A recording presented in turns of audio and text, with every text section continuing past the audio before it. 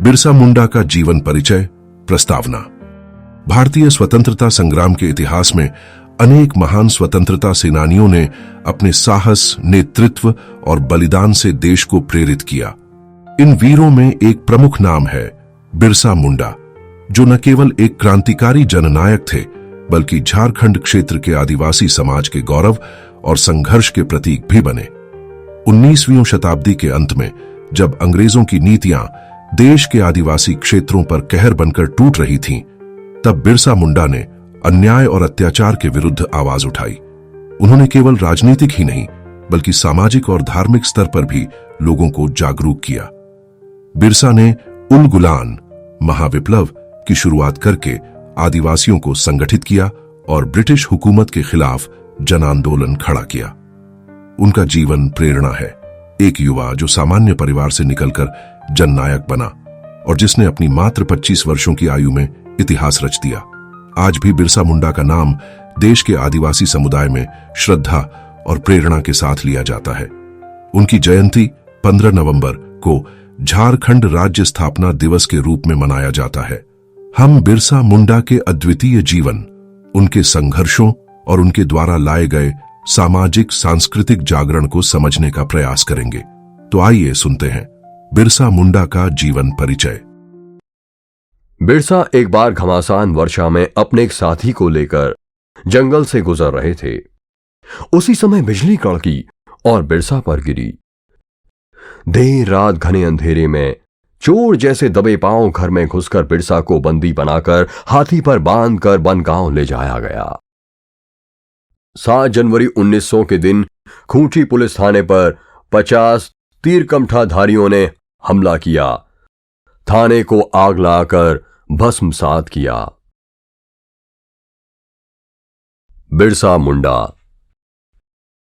टोपी, टोपी, एक टोपी। रविवार का दिन था। चाईबासा मिशन में लोग प्रार्थना के लिए जमा हुए थे। फादर नोटरूट जर्मन लुथेरियन मिशन के अध्यक्ष ईश्वर के राज्य के विषय पर प्रकाश डाल रहे थे।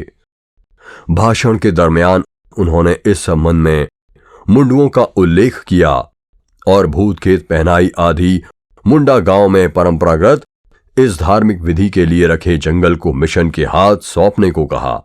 वहां उपस्थित मुंडाओं ने इस पर आपत्ति की, तब नोटरूट बिगड़ गए और मुंडाओं को ठग, बेईमान, चोर कहने लगे। अपने ज्ञाति बांधुओं पर हो रही गालियों की इस बौछार को सुनकर वहां उपस्थित 14 साल की आयु के बिरसा का खून खौल उठा। वो अपने स्थान पर खड़ा हो गया और ऊंची आवाज में पूछने लगा, आप किसे ठग, बेईमान, चोर कह रहे हैं? वनवासियों ने आज तक किसी को ठगा है? जितना कुछ पाया है उसका भारोभार पैसा चुकाया है, एक भी आश्वासन तोड़ा नहीं। मुंडा लोगों जैसे प्रामाणिक सरल लोग आपकी सारी दुनिया में नहीं मिलेंगे। वो बोलता गया, आप लोग साहब हो, गोरे हो, गोरी चमड़ी वाले हो और शासनकर्ता भी गोरी चमड़ी वाले हैं, इसलिए उनका पक्ष लेते हो। हम समझते थे कि वो खाकी वर्दी में आते हैं और आप लोग सफेद चोगा पहनते ही, इसलिए आप लोग अलग हैं। लेकिन आज हमने देख लिया कि आप दोनों की चमड़ी का रंग एक ही है। आपके वेश अलग हैं, लेकिन टोपी सबकी एक ही है। टोपी, टोपी, एक टोपी। बिरसा को तुरंत मिशन स्कूल से निकाल दिया। मुंडुओं का पूर्व वृतांत। वनवासी समाज परंपरा से अपने देश में जंगलों में रहता है।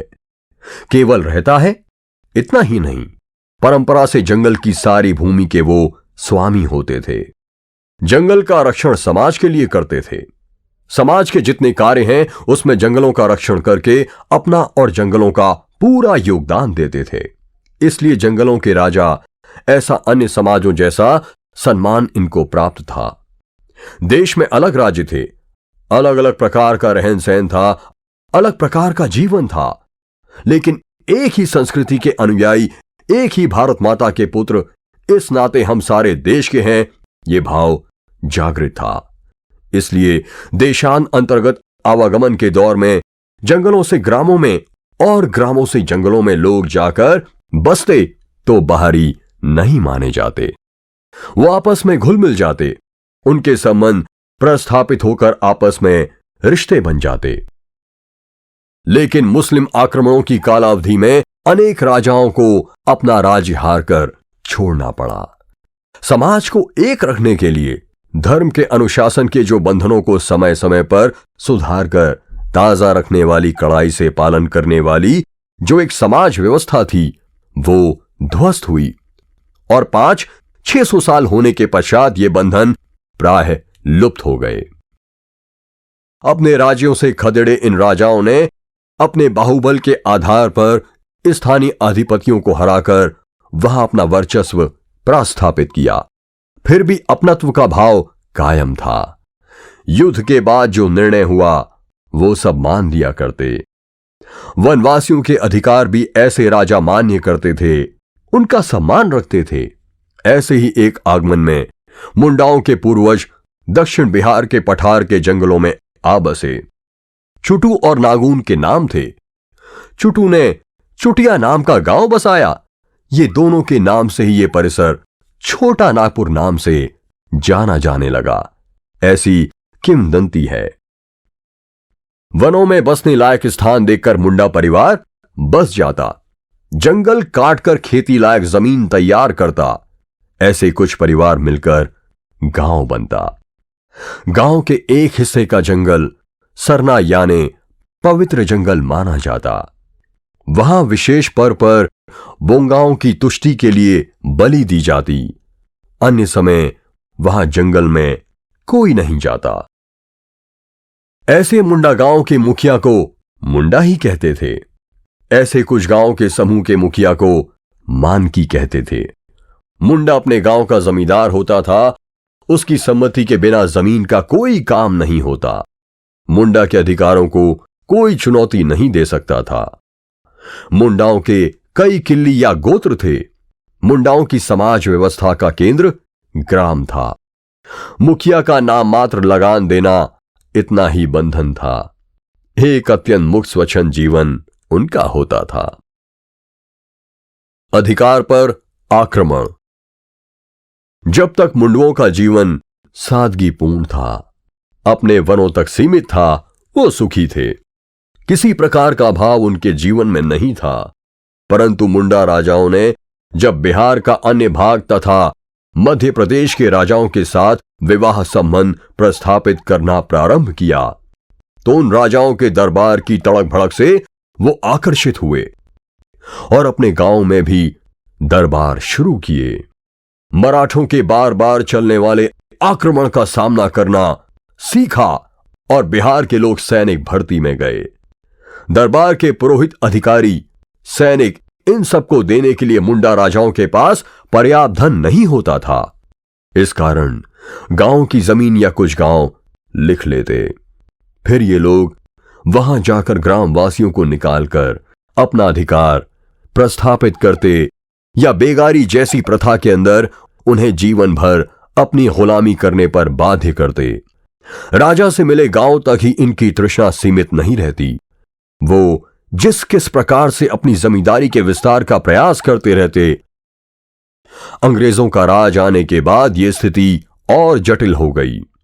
1947 के स्वातंत्र्य युद्ध के बाद विभिन्न भेद होने पर भी भारत की प्रजा ने अंग्रेजों के विरोध में जिस एकता का परिचय दिया था, उसे ध्यान में लेकर अंग्रेजों ने भेद तिथि का अवलंबन किया।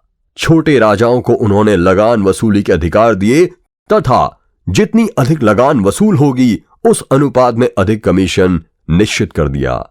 लगान कैसे वसूल किया जाता था उससे उन्हें कुछ कर्तव्य नहीं था। इससे प्रजा पर जुल्म बढ़ता गया।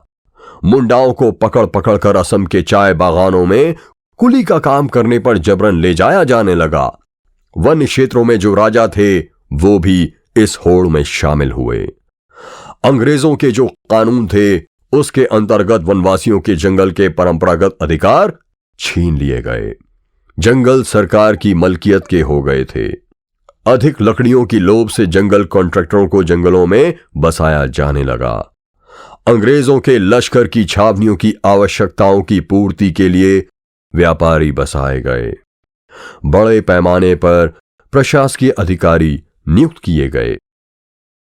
कानून अंग्रेजी भाषा में था और आज भी है। मुंडाओं को मुंडारी के सिवा किसी भाषा का ज्ञान नहीं था। अंग्रेज या उनके देशी अफसरों को मुंडरी का ज्ञान नहीं के बराबर होता था।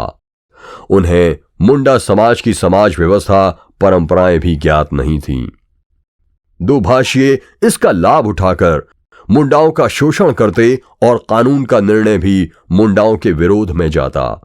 ऐसे स्थिति में मुंडाओं की अवस्था अत्यंत दयनीय हो गई।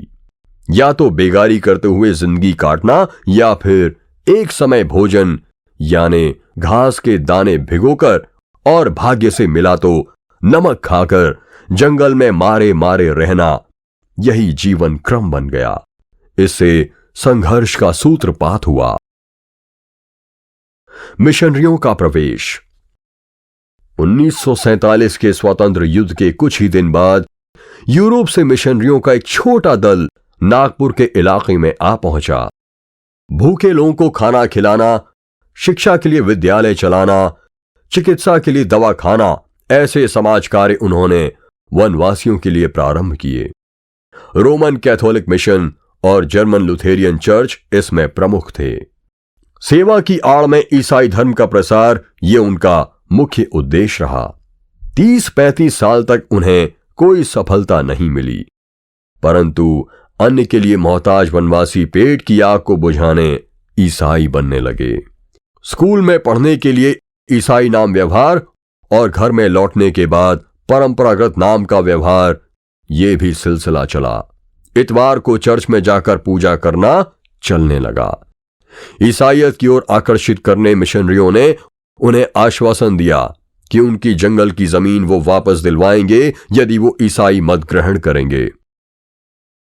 अंग्रेज सरकार पर हमारा प्रभाव है, यदि आप लोग संगठित होकर अर्जी भरेंगे तो हम भी मदद करेंगे। ऐसा मिशनरियों से आश्वासन मिलने के बाद मुंडा लोगों के मुखिया, जिन्हें सरदार कहा जाता, संगठित हो गए। आंदोलन प्रारंभ हो गया। अर्जियां जाने लगीं, सभाएं होने लगीं। ये सारा वातावरण जब अंग्रेज शासकों ने देखा तो मिशनरियों को बुलाकर इससे दूर रहने की सलाह दी। जमींदारों के दबाव के आगे अंग्रेज वनवासियों को उनका अधिकार या जमीन लौटाना नहीं चाहते थे। मिशनरियों ने अपने आप को मुंडाओं के आंदोलन से अलग कर दिया। सरदारी लड़ाई। मुंडाओं के साथ यह बहुत बड़ा धोखा था। मानो उनके पीठ में गोरे विदेशी ईसाई मिशनरियों ने छुरी भोंक दी। भोले सरल वनवासी अब मिशनरियों से इसका सीधा जवाब मांगने लगे। मिशनरी मुंडा सरदारों को चोर, बेईमान, ठग कहकर उनकी भर्त्सना करने लगे। जिस गांव के मुंडा ईसाई बन जाते, उस गांव के सरना पवित्र प्रार्थना स्थल जंगल की मांग अपने लिए मिशन करता। मुंडा इसके लिए कभी भी मान्यता नहीं दे सकते, क्योंकि मुंडाओं को अपनी भूमि प्राणों से प्रिय होती है। मिशन के स्कूलों में छात्रों को वनवासी परंपराओं को, रिवाजों को विकृत बताकर घृणा उत्पन्न की जाती। मुंडाओं के परंपरागत अधिकार उन्हें लौटाने का कार्य अंग्रेजी शासन तुरंत करे, इसलिए मुंडा सरदारों ने संगठित होकर संघर्ष प्रारंभ किया, जिसे सरदारी लड़ाई के नाम से जाना जाता है। मुंडाओं को झूठे मुकदमों में फंसाकर छोटे छोटे अपराध के लिए कड़ी सजाएं शासन देने लगा। दमन चक्र पूरी गति से चलने लगा। इस पृष्ठभूमि पर बिरसा इस धरातल पर आविर्भूत हुए। बिरसा का बाल्यकाल। 15 नवंबर 1975 बृहस्पतिवार को गुरुवार उन्नीहातू नाम के गांव में बिरसा का जन्म हुआ। सुगना मुंडा पिता और कर्मी मुंडा माता, इस दांपत्य के वो तीसरी संतान थे। बृहस्पतिवार का जन्म होने के कारण बालक का बिरसा नामकरण किया गया। उन दिनों में वनवासियों की जैसी दशा थी, ये परिवार उसे अपवाद नहीं था। आज यहां तो कल वहां, रोज खाना मिलेगा ही, इसका कोई भरोसा नहीं था। इसलिए बिरसा के जन्म के बाद ही सारा परिवार आमूगानू नाम के गांव जाकर बस गया। बिरसा की बड़ी बहन दासकीर वहीं रहती थी। वो परिवार पास में कुछ जमीन होने के कारण अच्छी दशा में था। बालक वनवासी था, लेकिन प्रतिभाशाली भी था, बहुत शांत था। आंखें, नाक बड़ा आकर्षक थीं। 5 साल की आयु होने पर जब भेड़ बकरी चराने वन में जाता था तो सुंदर चित्र जमीन पर आंकता था। उसकी बंसी का मधुर स्वर सुनकर राह का राहगीर भी कुछ पल रुके बिना नहीं रहता था। इस कारण लोग कहने लगे कि मुंडाओं में परंपरागत भविष्यवाणी चल रही है कि कोई भगवान जन्मेगा मुंडाओं के घर में।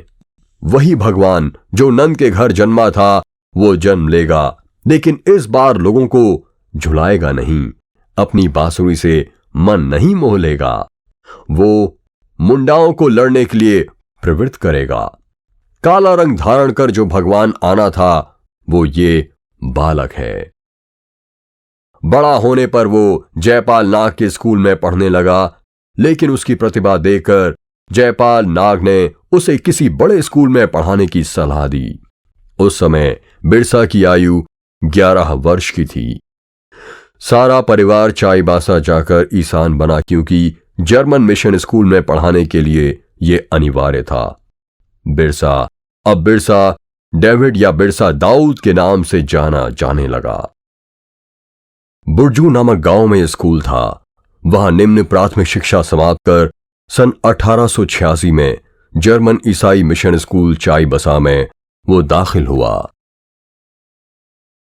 धर्म सुधारक आंदोलन और सेवा। 1 साल मजदूरी करने के बाद बिरसा खुंटी चायनामा मार्ग पर स्थित बनगांव गए।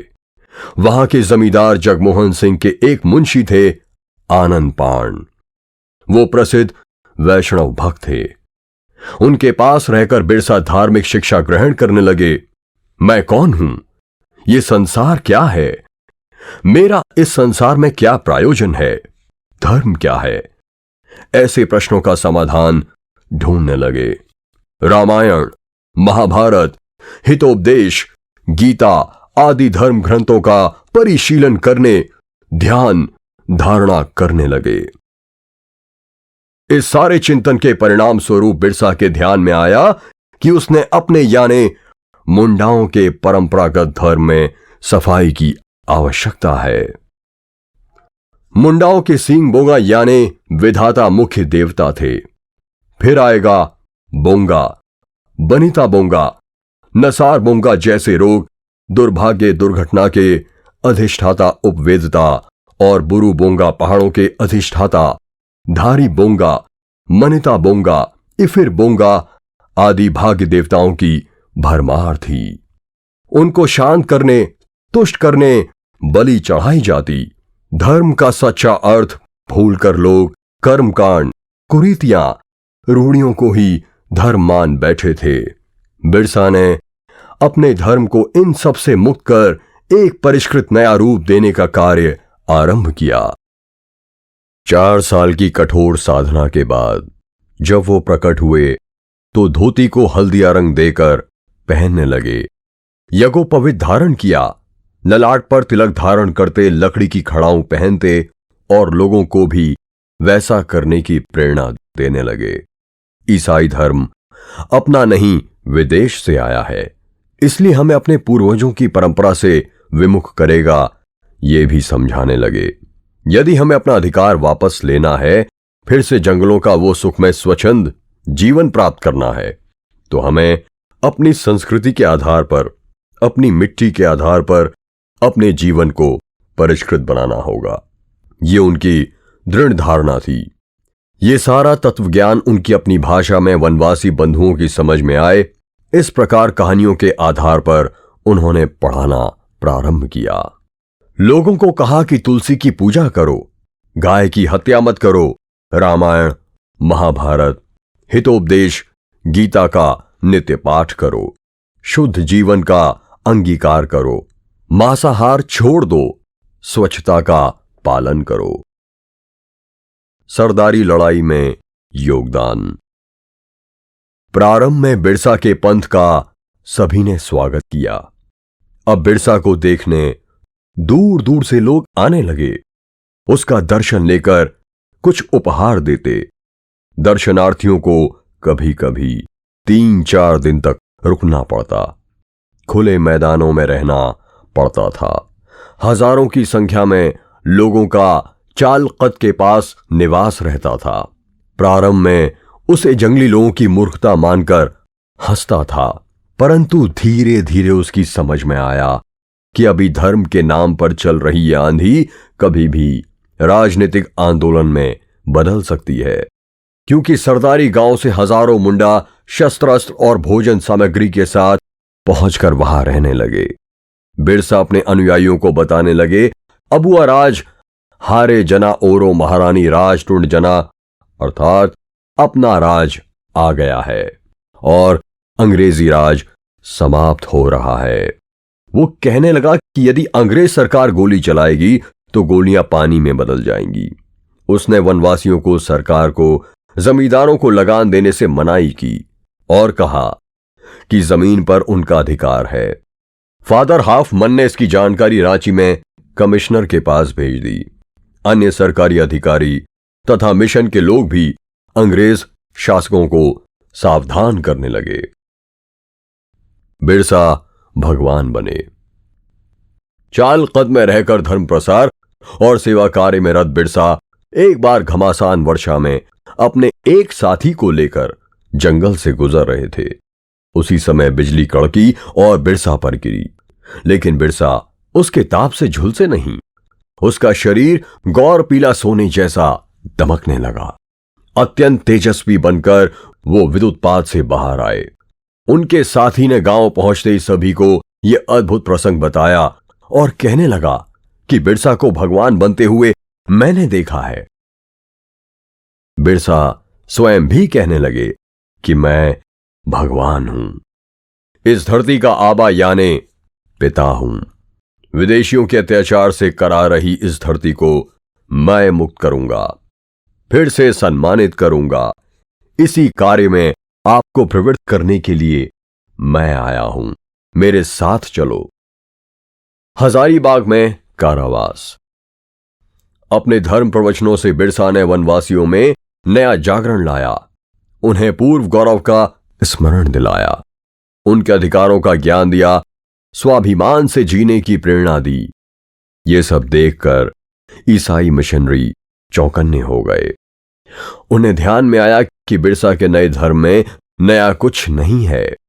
तुलसी की पूजा, जनेऊ, तिलक, रामायण, महाभारत सभी इसी भूमि का है। पहनावा भी स्वदेशी है, विदेशी नहीं है। अपनी भाषा में बोलने को कहता है। इससे तो 1857 जैसा विद्रोह फिर भड़क उठेगा। इस विषय में भेजे उनके प्रारंभिक प्रतिवेदनों पर अंग्रेजी शासकों ने गंभीरता से ध्यान नहीं दिया, क्योंकि 1857 के विद्रोह को बड़ी निर्ममता से अंग्रेजों ने दबा दिया था। इसलिए फिर से कोई एक ऐसा साहस दिखाएगा, ये वो असंभव मानते थे। लेकिन मुंडाओं ने धीरे धीरे जमींदार ठेकेदार लोगों के सामने झुकना छोड़ दिया। सरकार दरबार में अब वो नहीं आते। अर्जी भेजना बंद हो गया। मुंडाओं के गांव ईसाई मत से अलग हो गए। जो मुंडा ईसाई थे वो भी बिरसाइतों का साथ देने लगे। बिरसा के अनुयायियों को बिरसाइत कहा जाने लगा था। अब कोई मुंडा कुली बनकर असम के चाय बगानों में जाने को राजी नहीं होता था। ये सारा असंतोष का, असहकार का वातावरण देखकर जमींदार, ठेकेदार, अंग्रेजी शासक सतर्क हो गए। उन्होंने बिरसा को बंदी बनाकर वनवासियों से अलग करने की योजना तैयार की। कुछ दिन बिरसा आंखों से ओझल हो गए तो वनवासी असे भूले जाएंगे, इस भ्रम में सभी थे। उसे बालू बिरसा यानी पागल घोषित कर कारावास में रखने का षड्यंत्र उन्होंने रचा था। इस योजना से बिरसा को बंदी बनाने बनगांव से इंस्पेक्टर मियर्स नामक पुलिस अधिकारी कुछ सिपाहियों को लेकर 6 अगस्त 1895 को निकलकर 3-4 दिन प्रवास कर चालकत पहुंचा। चुस्त संदेश व्यवस्था के कारण बिरसा को इसकी जानकारी हो चुकी थी। बिरसा के निवास को बिरसाइतों ने चारों ओर से घेर रखा था। चाल कद में इन सभी को रोक लिया गया। एक झोपड़ी में उन्हें बंद किया गया। बिरसा ने अपने लोगों से कहा कि उन्हें खिलाओ पिलाओ और शांति से रहो। उन्हें अपने अतिथि मान लो। यह शासन मुझे क्या बंदी बना सकता है? और बनाया भी तो मुझे जेल में रखना इन्हें संभव नहीं होगा, क्योंकि मैं शरीर थोड़ी हूं जो मुझे बंद रखे। मैं अन्य रूप लेकर जेल से निकल जाऊंगा और मेरे स्थान पर एक काठ का टुकड़ा मात्र उन्हें वहां मिलेगा। 20 साल की आयु में बिरसा का यह आत्मविश्वास अद्भुत था। 3 दिन तक प्रतीक्षा के बाद भी बिरसा को बंदी बनाने का साहस नहीं बटोर सके तो पुलिस वापस लौट गई। मुंडाओं का यह विश्वास और दृढ़ हुआ कि बिरसा भगवान है। बनगांव लौटकर इंस्पेक्टर मियर्स ने बंदूकधारी मिलिट्री पुलिस की टुकड़ी रांची से बुलाई तथा मुरहू मिशन का रेवरन लास्टी और जगमोहन सिंह जमींदार को साथ में लेकर वो फिर से चालकत पहुंचा। साथ में एक हाथी भी था। देर रात में घने अंधेरे में चोर जैसे दबे पांव घर में घुसकर बिरसा को बंदी बनाकर हाथी पार बांधकर बनगांव ले जाया गया। बिना लड़ाई झंझट ये काम हो गया। बिरसा ने स्वयं लोगों को संघर्ष से परावृत किया। उन्होंने लोगों को आश्वस्त किया कि शीघ्र ही वो उनके बीच वापस लौटेंगे। बिरसा की गिरफ्तारी के कारण तमाड़, खुंटी, बनगांव तक सारे प्रदेश में असंतोष व्याप्त हो गया। जगमोहन सिंह और रेवहरण लास्टी को पुलिस की शरण लेनी पड़ी। बनगांव जहां बिरसा को रखा था वहां चारों ओर से वनवासी बड़ी संख्या में पहुंचने लगे। उन्होंने पुलिस थाने को घेर लिया और शांतिपूर्वक बैठे रहे। किसी ने उंगली तक नहीं उठाई। वो पुलिस इंस्पेक्टर से मांग कर रहे थे कि हमें भगवान को देखना है। इंस्पेक्टर ने पूछा, भगवान कैसा, जो बंदी बने? लोगों ने कहा कि वो अपनी इच्छा से बंद है। वो अब तक बंदी है, ये हम पर पाप है। हम लोग उपवास पर हैं। उनके दर्शन बिना हमारा उपवास नहीं छूटेगा। लाठी चली। 30 वनवासियों को बंदी बनाया गया। चूंकि बिरसा के विरोध में कानून भंग करने का कोई अपराध नहीं लग सकता था, इसलिए इंस्पेक्टर मियर्स ने उसे पागल ठहराकर बंदी बनाने की योजना बनाई थी। परंतु बिरसा को मिलने के बाद उसकी स्पष्टवादिता और प्रांजल व्यक्तिमत्व से प्रभावित डॉक्टर रॉजर्स ने बिरसा को पागल घोषित करने से इनकार किया। उन्होंने लिखा कि अपने आप को भगवान घोषित करने से किसी को पागल नहीं कहा जा सकता। पौर्वात्य सभ्यता में इसे मान्यता है। शासन संस्था के प्रति बिरसा का क्षोभ एकदम जायज है। विशेषतः ऐसी न्याय व्यवस्था जो केवल अंधी ही नहीं, वनवासियों के लिए गूंगी बहरी भी है, क्योंकि वनवासी बंगला, हिंदी, अंग्रेजी नहीं जानते और न्यायकर्ता मुंडारी नहीं समझते। इसलिए मैं बिरसा को ना दोषी मानता हूं, ना पागल समझता हूं। मुंडा यदि उसे भगवान मानते हैं तो आश्चर्य की कोई बात नहीं है। रांची का कमिश्नर स्वयं बिरसा से मिला, लेकिन बिरसा पर कुछ भी प्रभाव नहीं पड़ा। फिर उसे बनगांव से खूंटी ले जाया गया। वहां भी मुंडा पहुंच गए और तनाव का वातावरण बन गया। सेना बुलाकर फिर उसे रांची ले जाया गया। रांची में काली कृष्ण मुखर्जी के सामने मुकदमा चला। वो मुंडारी जानते थे। उन्होंने सभी को निर्दोष घोषित कर मुक्त कर दिया। तब नाराज शासन ने उनका तबादला कर दिया। मुंडाओं को फिर बंदी बनाया गया। अंग्रेजी डिप्टी कमिश्नर के सामने मुकदमा चला और मुंडाओं को शासन के विरोध में भड़काने के आरोप में 19 नवंबर 1895 को बिरसा को 2 साल के सश्रम कारावास की सजा हुई तथा हजारीबाग जेल में भेजा गया। साथियों को 20-20 रुपया दंड हुआ। उल गुलान, उल गुलान।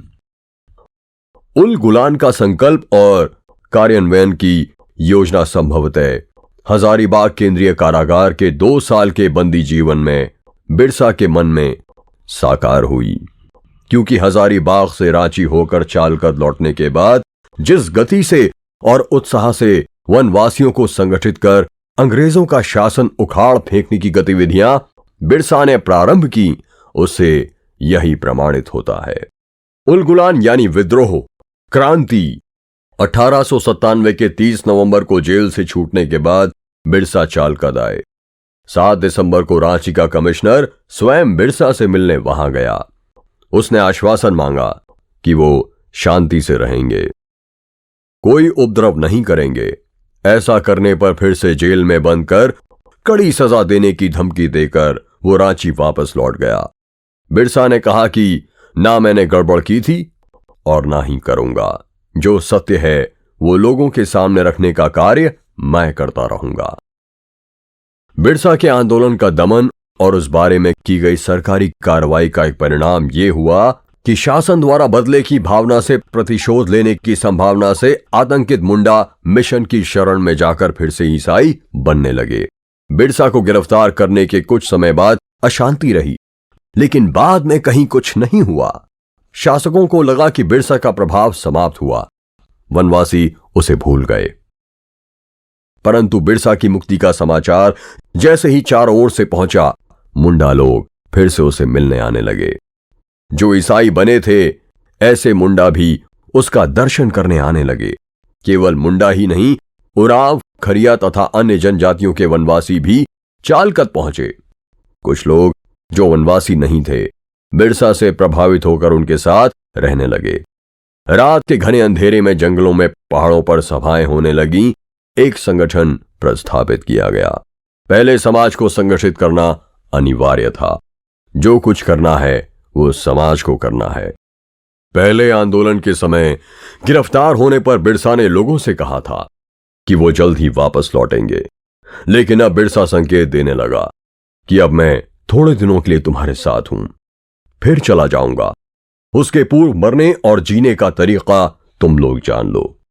उन तरीकों पर तुम लोग चलोगे तो तुम्हारी उन्नति होगी। बाहर से आकर कोई तुम्हारा उद्धार नहीं करेगा, अपने लिए खुद लड़ना होगा। इसलिए क्या करना? तो बिरसायत के सारे नियमों का पालन करो। जो इन नियमों का पालन करेंगे वो हमारे मित्र होंगे। इससे ना मानने वालों का अपना शत्रु मानकर चलो। अब घर केवल तुम्हारा घर नहीं है, सामाजिक संघर्ष का एक एक दुर्ग है। शस्त्र संग्रह करो, तलवारें बनाओ, तीर कमान बनाओ, कुल्हाड़ी की धार को तेज करो और घर में रखो। मुंडा के घर में किसी गैर मुंडा का प्रवेश वर्ज, वो सारा शस्त्रागार भरा रहेगा। अपने छोटे छोटे गण बनाओ, उसके नायक नियुक्त करो। बिरसा के पुराने अनुयायियों को कहा जाने लगा प्रचारक। सभी योजनाओं की जानकारी इन्हें होती थी। सभी योजनाओं का नेतृत्व का भार भी इन प्रचारकों पर ही होता था। रविवार गुरुवार को इनके घर पर बिरसाइतों की बैठकें होती थीं। जो साथी पुराने थे लेकिन घर गृहस्थी वाले थे, घूमते नहीं थे, उन्हें पुराना कहा जाने लगा। अपने अपने गांव में रहना, कहीं जाना आना नहीं करना। शस्त्रास्त्र संग्रह, लड़ाई के शिक्षण का दायित्व इन पर होता था। एकदम नए लोगों को कहते थे नानक। नानकों में तरह तरह के धर्म प्रवर्तन करके जोश उत्पन्न करना, ये सारे कार्य प्रारंभ हो गए। नानकों को शास्त्रास्त्रों का प्रशिक्षण, निशानेबाजी, संयमित जीवन जीने के लिए अभ्यास वर्ग, ऐसी तैयारी होने लगी। ये सारा कार्य व्यापक पैमाने पर लेकिन पूरी गोपनीयता के साथ चलने लगा। संगठन और अनुशासन ऐसा कि बाहर किसी को क्या चल रहा है इसका पता भी नहीं चला। इस इलाके के अंग्रेज अफसरों को और गोरे पादरियों को इसका कुछ आभास तो मिला था, लेकिन प्रत्यक्ष रूप में क्या हो रहा है यह समझ में नहीं आ रहा था। बिरसा कहीं दिखता नहीं था। रोज अलग अलग स्थानों पर उसके होने की बात सुनने मिलती। खोजने जाते लेकिन मिलता नहीं, ऐसी स्थिति बन गई। एक साथ हर दिशा में बिरसा की सभाएं, कभी गांव में, कभी जंगलों में, कभी पहाड़ों पर देर रात होने लगीं। मुंडाओं के पुराने स्थानों की, पवित्र स्थानों की, पूर्वजों की स्मृति जगाने के लिए उन्होंने यात्रा की। मुंडाओं की पुरानी राजधानी नवरत्नगढ़ से मिट्टी और पानी लाया गया। चुटिया के मंदिर से तुलसी के पौधे लगाए गए। जगन्नाथपुर के मंदिर से चंदन लाया गया। डोमबारी पहाड़ को मुख्यालय बनाया गया। ये पहाड़ सैलरकाब, केरामोरा, बिचाबुरु, त्रिलकुटी बुरु ऐसे कई ऊंचे ऊंचे पहाड़ों से घिरा हुआ है। केवल एक मार्ग से उसकी ओर बढ़ने का रास्ता है। यहां का जंगल घना और दुर्गम है। ये स्थान साल, तेन, बेहड़ा, इमली, पलाश, सीधा, शीशम, कुसुम, सेमल जैसे वृक्षों से भरा हुआ है। बांस की झाड़ियों, कंडकारी और केवांच की झाड़ियों से लताओं से रास्ता मिलना मुश्किल था। जंगल एकदम निर्जन था। केवल बाघ, भालू, चीते, हिरन, भेड़िए, जंगली सुअरों का ही मुक्त संचार था। पहाड़ पर जाने के लिए पगडंडी थी, जिसका उपयोग केवल वनवासियों के बस का था। डोमबारी शैल श्रृंखला के जंगलों के अंदर कुछ आवास बनाए गए तथा पर्याप्त भोजन सामग्री, शस्त्र आदि का संग्रह वहां रखा गया। लगभग पूरे साल ये तैयारी चलती रही। उल गुलान का मुहूर्त निश्चित हुआ। 24 दिसंबर 1899 उस दिन पहला आक्रमण था। आतंक पैदा करना इससे पहले हमले का उद्देश्य था। मारकाट, छीना झपटी ऐसा कुछ भी इस समय नहीं था। गोरे लोगों को आतंकित करना इतना मात्र लक्ष्य था। 24 दिसंबर की रात को रांची से लेकर चाईबासा तक के 400 वर्ग मीटर के विस्तृत क्षेत्र में जगह जगह पुलिस चौकियों पर, ईसाई मिशनों पर, गोरे अफसरों के क्लबों पर अंधेरे में तीरों की बौछार हुई। कहीं भी प्रतिकार नहीं हो सका, क्योंकि प्रतिकार की कोई गुंजाइश ही नहीं थी। तीर कहां से आ रहे थे, कौन चला रहे थे, कुछ भी समझ में नहीं आ रहा था। सभी अपने अपने घरों में बंद हो गए थे। बड़े बड़े अधिकारी, हवलदार अपने शस्त्रों सहित अंदर बैठे रहे, क्योंकि बाहर निकले तो तीर की चपेट में आने का डर था। सुबह हुई, फौज बाहर निकली, हमलावरों को खोजने लगी। एक भी आदमी हाथ नहीं लगा। हमलावर कौन थे, कहां से आए थे, कहां चले गए, कुछ भी पता नहीं चला। 24 दिसंबर की एक रात में ही बिरसा ने दिखा दिया कि 400 वर्ग मीटर के क्षेत्र में अगर वो चाहे तो सारा कारोबार ठप कर सकते हैं। रांची जैसे शहर में 3-4 दिन कर्फ्यू जैसी स्थिति रही। सिंहभूम जिले के चक्रधरपुर थाने और रांची जिले के खुंटी, कर्रा, तोरपा, तमाड़ और बसिया थानों के अंतर्गत विद्रोह की ज्वाला भड़क उठी। खुंटी थाने का क्षेत्र इस आंदोलन का केंद्र था। मिरहू मिशन के स्कूल भवन पर तीर चलाए गए, जिसमें रेवरेंड लास्टी था, लेकिन वो बच गया। लास्टी चालकद में बिरसा की गिरफ्तारी के समय इंस्पेक्टर मियर्स के साथ था। सरबदा ईसाई मिशन में रात में गोदाम जला दिया गया। गांव में भी कुछ घर जलाए गए। फादर हाफमन और उनके 2 साथियों पर तीर छोड़े गए, जिससे फादर घायल हो गया। ओडाहाट, कुंटुगुडू, बुडगू आदि गांवों में भी मिशन पर हमले हुए।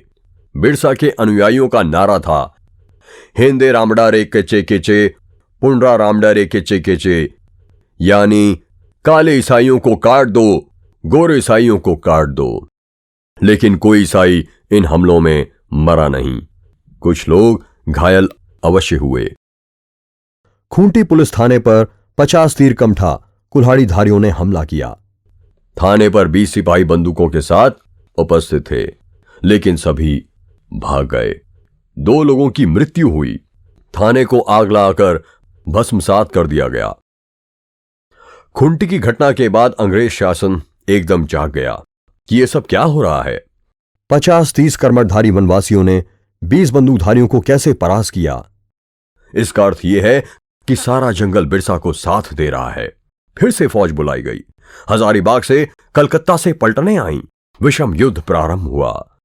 वनवासियों के पास बंदूकें नहीं थीं, अपने पारंपरिक शस्त्र थे, लेकिन सिपाहियों को बड़े ध्यानपूर्वक उनसे लड़ना पड़ता था। गया मुंडा उल गुलान का प्रथम हुतात्मा। खुंटी पुलिस थाने पर हमले का नेतृत्व बिरसा का प्रमुख सहकारी गया मुंडा कर रहा था। एटका छी नाम के गांव का यह निवासी था। खुंटी थाना जला देने के बाद फौजी वहां पहुंचे तो उनका नेतृत्व डिप्टी कमिश्नर अंडरसन कर रहे थे। लड़ाई की स्थिति के कारण गांव के अन्य मुंडा डोमबारी चले गए थे। गया मुंडा गांव में अकेला अपने परिवार के साथ था। झोपड़ी को फौज ने चारों ओर से घेर लिया। अंदर गया मुंडा, उसके 2 लड़के और घर की महिलाएं थीं। 2 कुल्हाड़ी, 2 तलवारें और महिलाओं के पास घास काटने का हंसिया था। इस शस्त्रों की सहायता से शाम को 6 से सुबह 4 बजे तक सारा परिवार जूझता रहा, बंदूकधारी सिपाहियों के साथ लड़ता रहा। झोपड़ी के पास जाने को साहस सिपाहियों का नहीं हो रहा था। जो आगे बढ़ता पत्थर, कुल्हाड़ी, हंसिया की मार का शिकार होता। अंत में झोपड़ी पर जलता पलीता फेंककर सिपाहियों ने उसमें आग लगा दी। आग में जल रही झोपड़ी से बाहर निकल रहे गया मुंडा को पकड़ने जब सिपाही आगे बढ़े तो उसने तलवार से एक सिपाही को घायल कर दिया। तब डीसी ने गोली चलाई। उसके सर पर गया की पत्नी ने लाठी का प्रहार किया। अब तक 2 सिपाही गया की तलवार से बलि चढ़ चुके थे। डीसी की गोली से वो घायल हुआ था लेकिन गिरा नहीं था। डीसी ने फिर से अपने पिस्तौल से गोली चलाई और गया मुंडा को वहीं हौतात्म्य में प्राप्त हुआ। उसकी पत्नी, लड़के और बाकी सभी को बंदी बनाया गया। मुंडा को उलगलान का प्रथम हुतात्मा होने का सम्मान प्राप्त हुआ। डोमबारी पहाड़ का संग्राम। डोमबारी पहाड़ 300 फीट ऊंचा और सपाट पहाड़ है। वहां और उसके आसपास के जंगल और पहाड़ों में बिरसा के आह्वान पर शस्त्रास्त्र लेकर हजारों मुंडा आकर रुके थे। बिरसा ने बीड़ दाह यानी पवित्र जल छिड़ककर उन्हें दीक्षा दी थी। डोमबारी पहाड़ का परिसर सुरक्षित था। बिरसा ने मुंडाओं से कहा कि अब हम दुश्मन की गोलियों से नहीं डरेंगे। मरना ही है तो सीना तान कर मरेंगे, सिर झुकाकर नहीं। दुश्मन जब यहां पहुंचेगा और हमारी पकड़ में आएगा तब हमला होगा। डोमबारी पहाड़ पर मुंडा इकट्ठे हुए हैं, यह समाचार अंग्रेजों को मिला। उनकी सेना ने पहाड़ को चारों तरफ से घेर लिया। कमिश्नर फोर्ब्स, डिप्टी कमिश्नर स्टटफील्ड और कैप्टन रॉश इन सेनाओं का नेतृत्व कर रहे थे। डोमबारी पहाड़ पर जाने का मार्ग दुर्गम था, इसलिए सेना 2 दिन घेरा डालकर बैठी रही। सामने के पहाड़ पर मुंडा थे। उनके पास एक भी बंदूक नहीं थी। पहाड़ के सपाट मैदान पर वो खड़े थे। बीचों बीच हल्दिया रंग में रंगी पताका हाथ में लेकर सबसे ऊंचाई पर बिरसा खड़ा था और गोरी फौजों को ललकार रहा था। वैसे भी सामान्य मुंडा से बिरसा की लंबाई अधिक थी। 2 दिन के बाद जब पर्याप्त गोला बारूद और लंबा मार करने वाले शस्त्र पहुंच गए तो स्टटफील्ड ने मुंडाओं का शरण आने का आह्वान किया। तब नरसिंह मुंडा नाम का सरदार, जो सामने की टुकड़ी का नेतृत्व कर रहा था, उसने चिल्लाकर पूछा, किसको शरण आने को कह रहे हो? जो आक्रामक है वो शरण आएंगे। हम लोग यहां के रहीवासी हैं, तुम लोग बाहर से आए हो, तुम लोग शरण आओ। 4000 लोग वहां थे। पास में बंदूक नहीं थी, लेकिन बंदूक की ताकत समझते थे। फिर भी सीना ताने खड़े थे। उनमें तीर कमान लेकर युद्ध करने वाली महिलाएं भी थीं। गुलेल से पत्थर मारने वाले बालक भी थे। अपने अपने शस्त्र लेकर अंग्रेजों की बंदूकों का सामना करने के लिए सभी उत्सुक थे। अंत में अंग्रेजों ने गोलीबारी प्रारंभ की। अंधाधुंध गोलियां बरसाने लगे। पहली फेर व्यर्थ हुई। वनवासियों का उत्साह बढ़ गया। बिरसा ने उन्हें कहा था कि गोलियां पानी बन जाएंगी, लेकिन ऐसा कभी होता नहीं। राइफलें चलीं, चलती ही रहीं, फिर भी कोई भागा नहीं। बिरसा भी हटने को तैयार नहीं थे। 7-8 साथी जबरन उठाकर उन्हें वहां से घने जंगल में ले गए। बिरसा बचना चाहिए, इसके लिए अपनी बलि चढ़ाने वो सज्ज थे। गोलाबारी में लोग गिरने लगे। क्या बच्चे, क्या महिलाएं, किसी को बख्शा नहीं गया। खून की नदियां बहने लगीं। सैलर का पहाड़ की मिट्टी को आज भी खून की गंध आती है, ऐसा कहते हैं। डोमबारी पहाड़ हरियाल से ढका है, ऊंचे ऊंचे वृक्ष हैं। वनवासी कहते हैं कि एक एक वृक्ष के नीचे 5-5 मुंडाओं के हड्डियों का खाद है। इस संग्राम में कितने मुंडा मारे गए, अंग्रेजों ने इसका पता तक किसी को लगने नहीं दिया। पहले सरकारी वृत्त में 7 लोगों के मारे जाने का समाचार था। 4000 लोगों पर लगातार 3 घंटों तक गोलियों की बौछार होती रही, फिर भी 7 ही लोगों की मृत्यु के बाद शासन करता रहा। शासन की ही सत्य शोधन समिति ने बाद में जांच कर इसे 20 तक बढ़ाया। कलकत्ता के स्टेट्समैन आदि समाचार पत्रों में 400 बिसाइतों की मृत्यु की वार्ता प्रकाशित हुई। इस आशय के पाठकों के रांची से लिखे पत्र भी समाचार पत्रों में छापे गए। जनवरी 8, 1899 की ये दर्दनाक घटना है। बिरसा की गिरफ्तारी। डोंबारी संग्राम की भयानक परिणति के बाद भी बिरसा ने अपना कार्य रोका नहीं। उनका गांव-गांव में जाकर मुंडाओं के बीच जागरण कार्य चल ही रहा था। शासन उन्हें बंदी बनाने की पराकाष्ठा कर रहा था।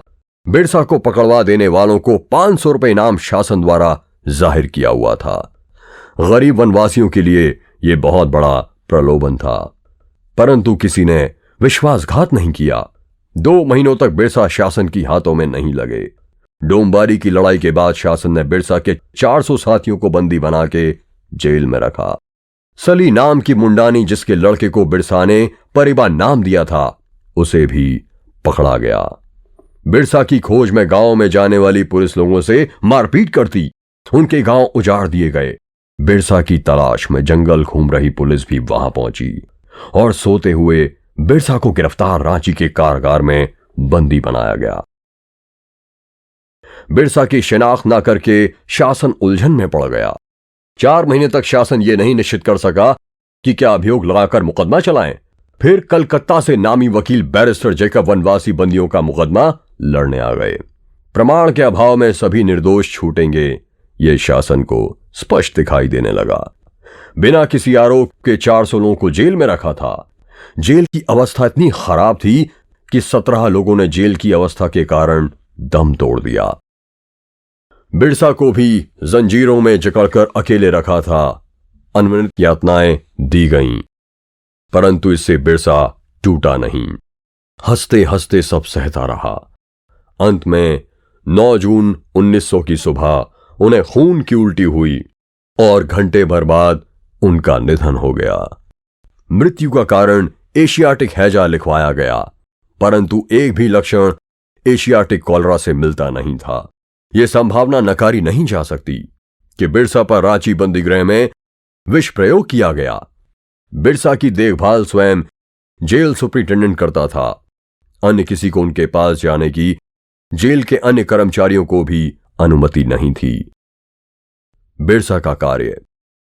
बिरसा की मृत्यु के बाद 1900 में ही अंग्रेजी शासन ने छोटा नागपुर क्षेत्र में भूमि सुधार कानून लागू किया, जिसके अंतर्गत वनवासी क्षेत्र का अभिभावक कलेक्टर को बनाया गया तथा उसकी देखरेख में वनवासी क्षेत्र के भूमि की लेन देन होने लगी। इसके कारण मुंडा तथा अन्य वनवासी जातियों को कुछ राहत मिली। जमींदार और ठेकेदारों पर अंकुश लगा। बिरसा के उपदेश के कारण मुंडाओं का जीवन प्रभावित हुआ। शिक्षा, सेवा क्रीड़ा, विज्ञान, राजनीति तथा अनेक सामाजिक संगठनों में उन्होंने अपनी प्रतिभा का परिचय दिया। बिरसा का भगवान रूप में आविर्भाव होना अपनी संस्कृति की प्राचीन परंपरा से सुसंगत है। उन्होंने अपने मात्र 25 वर्ष के जीवन में वनवासियों में जो प्रेरणा जगाई, उसकी झलक हमें जगत गुरु आदि शंकराचार्य, ज्ञानेश्वर, छत्रपति शिवाजी, स्वामी विवेकानंद आदि महापुरुषों के कार्य में भी देखने मिलती है। यद्यपि सरदारी लड़ाई में बिरसा भी सहभागी थे, लेकिन सरदारों जैसी उनकी धारणा मात्र अपनी भूमि वापस पाने तक सीमित नहीं थी। सरदार अंग्रेजों का अधिकार मानते थे, इसलिए उनके पास अर्जियां भेजते थे, लेकिन बिरसा ने अंग्रेजों के शासन करने के अधिकार को ही चुनौती दी थी। महारानी राज टुंडू जाना, ओरा आबा राज एटे जाना, ये नारा इसी का घोतक है। स्वराज्य, अहिंसा और असहकार, ये जो 20वीं सदी में भारत के स्वतंत्रता आंदोलन के मुख्य आधार थे, बिरसा के उलगुलान में ही इसका अमल हुआ था। मुंडाओं ने शस्त्र प्रयोग अवश्य किया, परंतु उसका हेतु हिंसा न होकर डर पैदा करना, धाक उत्पन्न करना था। भक्ति आंदोलन के परिणाम स्वरूप धर्माधिष्ठित राजनीति, जिसका आधार हिंदुत्व रहा, मुसलमानी आक्रमणों का सामना करने के लिए प्रभावी सिद्ध हुई। छत्रपति शिवाजी के गुरु समर्थ रामदास सिख संप्रदाय, असम के नव वैष्णव संप्रदाय के प्रवर्तक श्रीमन शंकर देव, ऐसे कई उदाहरण इतिहास में दिखाई देते हैं। बिरसा ने भी मुंडा समाज व्यवस्था को सुधारने के लिए, अध्यावत बनाने के लिए वहां की प्राचीन परंपरा के प्रतीकों को ही आदर्श माना। तुलसी पूजा, गोहत्या पर रोक, तिलक, ये सभी उसी के उदाहरण थे।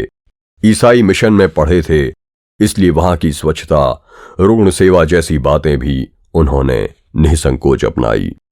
इसके साथ ही ईसाई मिशन के पादरियों का खोखलापन भी प्रमाणित हुआ। एक प्रतिभाशाली वनवासी बालक बिरसा के भी ध्यान में आया कि विदेशी लोग हमारी भलाई का कितना भी स्वांग रचें, अंत में हमारा शोषण ही इसका परिणाम होगा। इसलिए अंग्रेजों के विरोध में उन्होंने वनवासियों को खड़ा किया। 100 वर्ष होने पर भी आज बिरसा भगवान द्वारा निर्देशित मार्ग उतना ही सार्थक है जितना उन दिनों में था। जब तक हम अपने आदर्शों में, विचारों में, आचरण में स्वदेशी नहीं बनेंगे, हमारा उत्कर्ष असंभव है। इसलिए सभी प्रकार के विदेशी प्रभावों से स्वयं मुक्त होना और समाज को मुक्त करना ही बिरसा भगवान के प्रति उचित श्रद्धांजलि होगी। केवल भारत ही नहीं, इस विश्व की समस्त मानव जाति के लिए भी हमारा ये सांस्कृतिक धन एक आकर्षण का